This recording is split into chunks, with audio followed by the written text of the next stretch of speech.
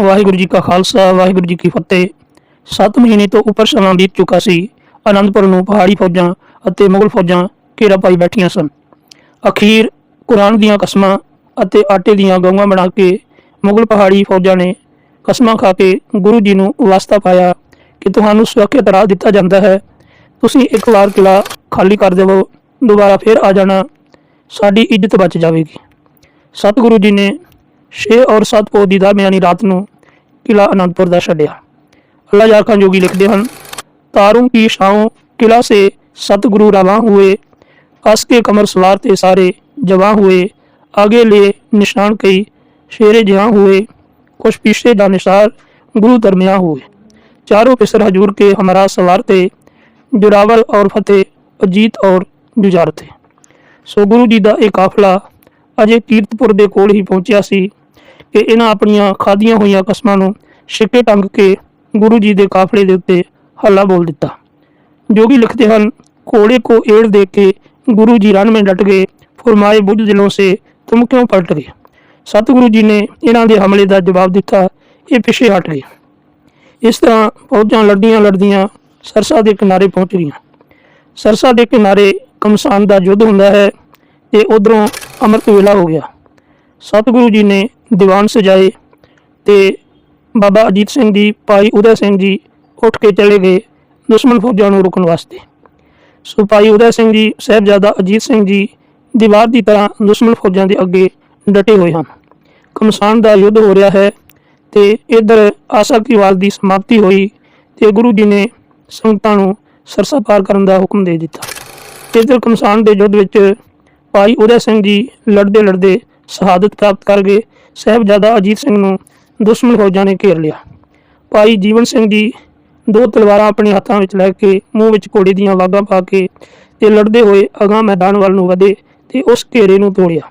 साहिबजादा अजीत सिंह घेरे विचों सुरक्षित बच के सरसा पार करके गुरु जी के काफले विच जा शामिल होए। इत्थे गुरु जी का परिवार 3 हिस्सिਆਂ ਵਿੱਚ ਵੰਡਿਆ ਗਿਆ। गुरु जी के नाल कोई 150 के लगभग सिंह होणगे जिन्हां ने सरसा पार की।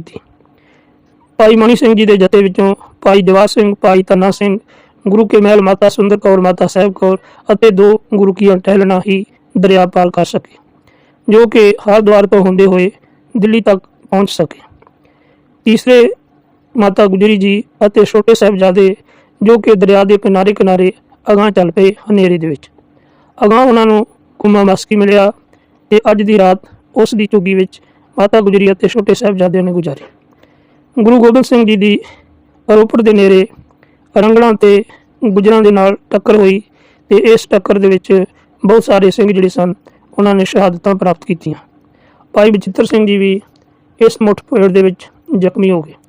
उधरों गुरु जी नूं खबर पहुंची कि दिल्ली तो ताजा दम फौज जिहड़ी है वो नेड़े ही पहुंच चुकी है। सो सतगुरु जी ने चमकौर का रुख किया ते अज दी शाम सतगुरु जी चमकौर दे विच बुद्धि चंद की हवेली विच टिकाऊ किया। जब किला में उतरी थी सतगुरु की सवारी, वाहिगुरु की फतेह दलेरों ने पुकारी, वो हम हुमा शेरों का वो आवाज़ थी भारी, थर्रा गया चमकौर हुआ जलजला तारी, सकते में खुदाई थी तो हैरत में जहाँ था, नारा से हुआ चरख भी साकन जे गुमान था। सो सतगुरु जी ने सारी गली का जायजा लिया तो भाई दया सिंह जी कहने लगे, सतगुरु जी ये जगह बहुत पसंद आई है। सतगुरु जी ने जो जवाब दिता, जोगी आखते हैं, जिस खित्ते में हम कहते थे आना ये वही है, कल लूट के जिस जगह पे जाना ये वही है।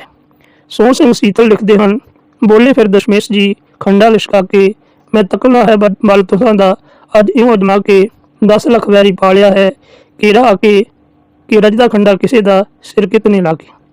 सो शाम के दीवान सजे, रह रास्ता पाठ होया ते सिंह जिहड़े सन उन्होंने घोड़ियां दीयां काठियां दे सिरहने लैके अते हेठां विछाए हुए कपड़े जिहड़े सन वो जमीन ते विछा के आराम करने लई लेट गए। कुछ सिंह जिहड़े सन वो पहरा देन लगे ते गुरु गोबिंद सिंह जी गड़ी की ममटी विच जाके आराम करन लगे। कुछ लेट गए खाक पे जीमपोश बिछाकर, पहरा लगे देनी पई तलवार उठाकर, गोविंद भी सब बाश हुए खेमा में जाकर, जहाँ जब देखा तो वहाँ बैठे हैं गर्दन झुकाकर, वाह गुरु है मुंह से निकलता है, तू ही तू मुंह से निकलता। 1.5 घड़ी बीती जब जिक्र खुदा में खेमा से निकल आए, सरकार हवा में कदमों से टहलते थे, मगर दिल था दुआ में। सतगुरु जी रात के समय सारे ਸਿੰਘਾਂ ਦਾ ख्याल रखते हुए सारे ਸਿੰਘਾਂ ਨੂੰ तकते हैं, पहरा दे रहे ਸਿੰਘਾਂ ਨੂੰ, आराम कर रहे ਸਿੰਘਾਂ ਨੂੰ।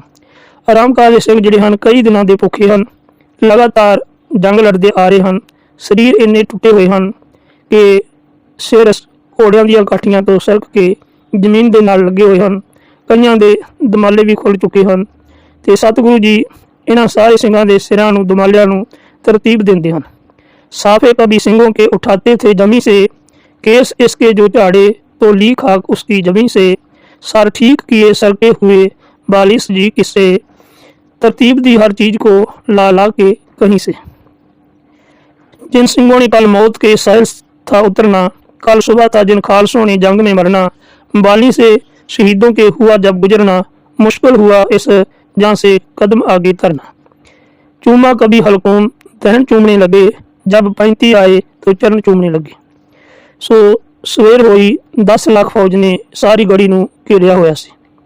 सो वजीर खान ने ढंडोरा पिटवाया, गुरु जी सानू अपने आप नूं साडे हवाले कर देन। गुरु जी ने अते ਸਿੰਘਾਂ ने उस दे ढंडोरे दा जवाब अपने तीरां ते गोलियां दी बशार दे नाल दिता। भाव के ਸਿੰਘ ਜਿਹੜੇ ਸਨ ਉਹ ਚੜ੍ਹਦੀ ਕਲਾ ਦੇ ਵਿੱਚ ਹਨ, ਚਾਹੇ ਉਹ 10 ਲੱਖ ਦੇ ਫੌਜ ਦੇ ਘੇਰੇ ਵਿੱਚ ਆਏ ਹੋਏ ਹਨ।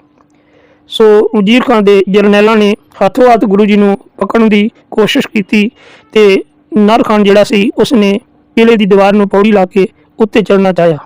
गुरु जी ने एक तीर छड्डिया ते उत्थे ही ढेरी हो गया। उस तो बाद गनी खान ने सिर चुकया, गुरु जी ने गुरज मारिया ते वह भी उत्थे ही चित हो गया। इस तो ख्वाजा महमूद जिहड़ा सी वो अपने 2 साथियों को मरदा देख के ते कंध की ओट लैके भज गया। सो गुरु जी ने इन्हां दा मुकाबला करने की योजना तैयार की। वजीर खान दी फौजां ने इक्को वेले हमला करने की कोशिश की, अगां वधे। उधर गढ़ी विचले ਸਿੰਘਾਂ ने इक्को समय अपने तीर छड्डे ते बंदूकां दीयां गोलियां छड्डियां ते दुश्मन दीयां मोहरलियां पालां सुसरी की तरह सौ गईयां। दुश्मन फिर पिछे हट गया। इधर गुरु जी ने विਉਂਤ बदली ते 5 ਸਿੰਘਾਂ दा जत्था गढ़ी तो बाहर मैदानी जंग वाल नूं तोरिया। जयकारे लाउंदे होए बोले सो निहाल सत श्री अकाल दे जयकारे लाउंदे होए ਸਿੰਘ मैदान वाल नूं वधे। काफ़ी समा लड़के ते कई दुश्मन का वड्डा नुकसान करके ते आखिर सारे ਸਿੰਘ जिहड़े सन वो शहीदियां पा गए। इस तो बाद दूसरा जत्था गुरु जी ने तोड़िया, वो जत्था भी लड़ते हुए शहादत प्राप्त कर गए। साहिबजादा अजीत सिंह पिता गुरु को आके आग्ञा मंगते हैं ते सतगुरु जी ने साहिबजादे नूं थापड़ा दिता ते जंग के मैदान वाल नूं तोरिया ते साहिबजादा अजीत सिंह नूं देख के दुश्मन फौजां ने भजना शुरू कर दिता। दुश्मन फौजां के जरनैलों ने अपन भजदियां हुई फौजां नूं रोकिया कि एक छोटे जे बालक नूं देख के तुसीं भजना शुरू कर दिता है।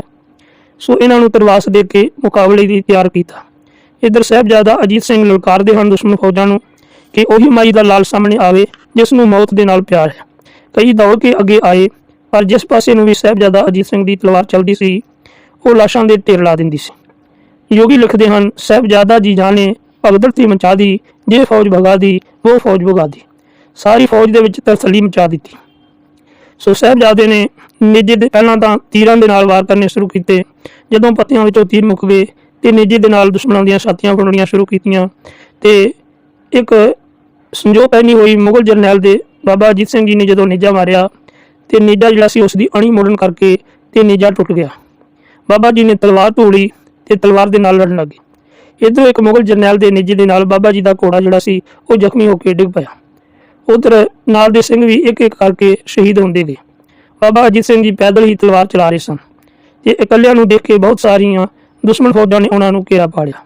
अखीर बड़ी बहादुरी दे नाल लड़दे हुए साहिबजादा अजीत सिंह शहादत दा जाम पी गए। गुरु गोबिंद सिंह जी सारे कौतुक नूं गढ़ी दी ममटी तो देख रहे सन। सतगुरु जी ने उच्ची सारी जयकारा छड्डिया, अकाल पुरख के चरणों में सीस निवाया। सतगुरु जी ने कहा कि हे करतार, तेरी अमानत तैनूं अदा हुई। साहिबजादा जुझार सिंह ने आके पिता गुरु तो आग्ञा मंगी। गुरु गोबिंद सिंह जी ने साहिबजादा जुझार सिंह नूं जंग के मैदान वाल नूं तोरिया। मरने से किसी जार को हमने नहीं रोका, फरजंद वफादार को हमने नहीं रोका। सो सतगुरु जी ने जुझार सिंह जी ने भी थापड़ा दे के जंग के मैदान वाल तोरिया। बाबा जुझार सिंह जी ने खूब जंग मचाया ते बाबा जी की बहादुरी के बारे में जोगी लिखते हैं, जब फतेह गजा कर गए जुझार थे रन में, हर शेर बबीला नजर आने लगा बल में। नन्ही सी कजा बोली, मैं आई हूँ शरण में। सो बाबा जुझार सिंह जी की चलाई हुई तेग के बारे में जोगी लिखते हैं, 10-20 को जख्मी किया, 10-20 को मारा, एक हमले में एक ने 21 को मारा, खनास को मारा, कभी इबलीस को मारा, गुल मच गया, एक तिफल ने 40 को मारा। दुश्मन कहने लगे, बच बच के लड़ो कलगियां वाले के पिसर से, ये नीम लाए हैं गुरु जी की कमर से। सो साहिबजादा जुझार सिंह ने खूब जंग का मैदान जिहड़ा सी गर्म किया। अखीर इन्ने वड्डे दुश्मन दल के अगे गिनती के सिंह किन्ना समा लड़ सकते सन। सो एक एक करते हुए सारे सिंह जिहड़े सन शहीद हो गए। साहिबजादा जुझार सिंह भी शहादत का जाम पी गए। उधरों सूरज छिप गया, इधरों साहिबजादा जुझार सिंह की शहीदी हो गई। गुरु गोबिंद सिंह जी ने उच्ची जयकारा छड्डिया ते अकाल पुरख का शुकराना किया। शाम हुई, गढ़ी दे विच जो गिनती के 10 ਤੋਂ 15 के करीब सिंह सन, सारिਆਂ ਨੂੰ इकट्ठियां करके गुरु गोबिंद सिंह जी ने अगली सवेर का प्रोग्राम जिहड़ा सी ਉਹ दसना शुरू किया कि कल तुसीं मेरी अगवाई विच जंग के मैदान विच उतरोगे। सो सारे सिंह जिहड़े सन ਉਹ चिंता विच डुब गए। चिंता इस गल की नहीं सी कि लड़ना है तो मरना है, चिंता इस गल की सी कि जेकर हुण गुरु जी शहादत देंदे हन तो कौम नूं जिहड़ा घाटा पवेगा वो कदी पूरा नहीं होवेगा। इस करके सिखां नूं ये चिंता सी कि इस समय दित्ती हुई शहादत जिहड़ी है वो सिख पंथ वास्ते करारी सट साबित होवेगी। इस करके जिवें किवें होए ते गुरु जी नूं सुरक्षित गढ़ी दे विचों बाहर निकालिया जावे। सो इन्हां सिंघां ने गुरमता कीता ते अपने विचों 5 सिंघां दी चोण कीती ते उन्हां 5 सिंघां ने फिर गुरु गोबिंद सिंह जी नूं हुक्म सुनाया कि गुरु गोबिंद सिंह जी नूं याद करवाया कि जदों तुसीं गोबिंद राय तो गोबिंद सिंह बने सी, अमृत की जाचना की सी, 5 तो अमृत की दात प्राप्त की सी, 5 के अगे सीस निवाया सी ते अज 5 ही तुहानूं भाव के पंथ 5 प्यारे हुक्म करते हैं कि तुहानूं इस गढ़ी विच ज़्यादा समा लगाउण दी इजाजत नहीं है, जितनी जल्दी होवे ते इस गढ़ी नूं खाली कर जाओ। सो विਉਂਤ तैयार की। सतगुरु जी ने सीस निवाया इन्हां 5 के हुक्म के अगे ते विਉਂਤ तैयार की कि मेरे नाल 3 सिंह होर जाणगे ते असीं इस तरीके दे नाल इस मुगल घेरे दे विचों बाहर निकलांगे। सो ये 3 सिंह सन, भाई दया सिंह जी, भाई धर्म सिंह जी, भाई मान सिंह जी। इन्हों सारी विਉਂਤ सतगुरु जी ने समझा दी कि इन्हां तारियां की सेध ते चलना है तो असीं जाके गुलाबे के बाग दे विच इकट्ठे होवांगे। सो इन्हां सारियां ने अपनी अपनी दिशावां जिहड़ियां सन मलियां ते मित्ती हुई जगह ते जाके उच्ची टिब्बी ते खड़ो के ते उच्चियां उच्चियां आवाज़ां दित्तियां, ताड़ी मारी, पीरे हिंद में रवद, पीरे हिंद में रवद, जिसका भाव अर्थ सी कि हिंद का पीर जा रहा है, आजो जिसने पकड़ना। हुण जदों वक्खो वक्ख दिशावां वालों आवाज़ां आईयां ते दुश्मन फौज अबड़ वाहे उठी ते आपस दे विच ही लड़न लग पई। एक मिसालची ने मिसाल जगाई। गुरु गोबिंद सिंह जी ने तीर दे नाल उसदा निशाना बन के ते उसदा काम उत्थे ही चित कर दिता। सो मुगल फौजां आपस विच ही लड़ के बहुत नुकसान कर बैठियां। सवेर होई देखिया कि सिंह तां कोई है नहीं ते आपस दे विच ही मर गए हन। सो सड़े बले जिहड़े सन गढ़ी दे उत्ते टुट पए।